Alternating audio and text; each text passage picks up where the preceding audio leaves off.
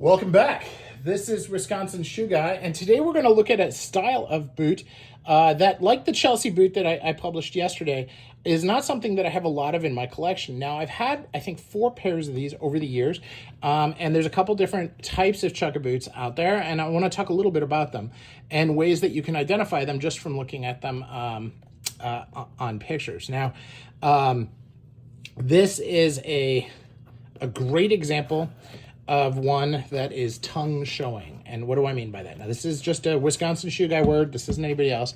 But when you're actually wearing these, they look like this, right? And that's because this part here is cut short and not rounded. When it's rounded, okay, when you're wearing them, they'll look like this. Right? So that's something. Now, these are 2 eyelet. Now, I've had some that are 3 eyelet. I've even had one that was 4 eyelet, and they're really interesting. What makes them a Chukka boot is that they have a piece of material here, here.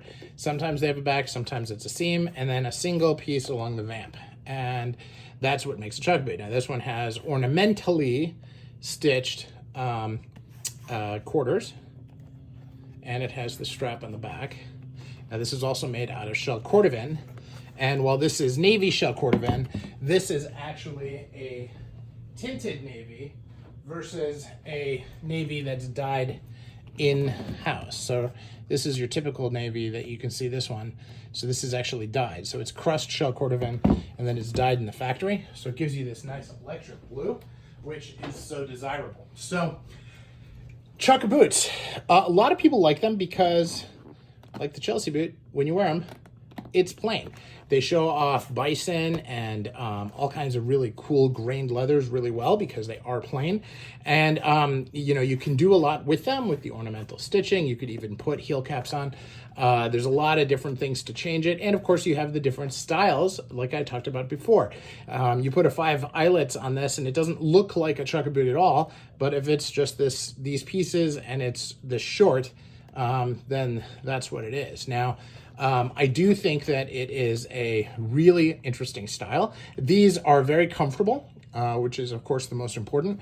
Fit is critical. You got to make sure that you don't have too much room here. And how they fit up here is also really paramount. If I buy them again, I will get the ones that are more rounded again. I had those in the past in suede, and you can check that video out in my playlist under Chukka boots, and you will see what I mean. But these are great little boots. These are from Crew Nonpareil, and my first shell cordovan experience from them, and these are in Merriam shell, which in and of itself is rare in my collection. It's the only pair, and super excited about what you can do with the Chukka boot. It's a great style, but alas, full transparency, these are the only pair I have, and I think it's because as I look at boots, especially ankle boots, I'm really not a fan of ankle boots and the way they feel on my ankles. I actually have pins in one of my ankles, and they're quite sensitive.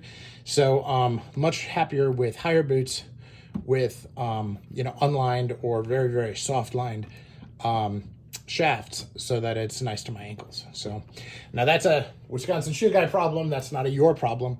So think about what you like in the style and how you're going to go forward. Thanks for watching.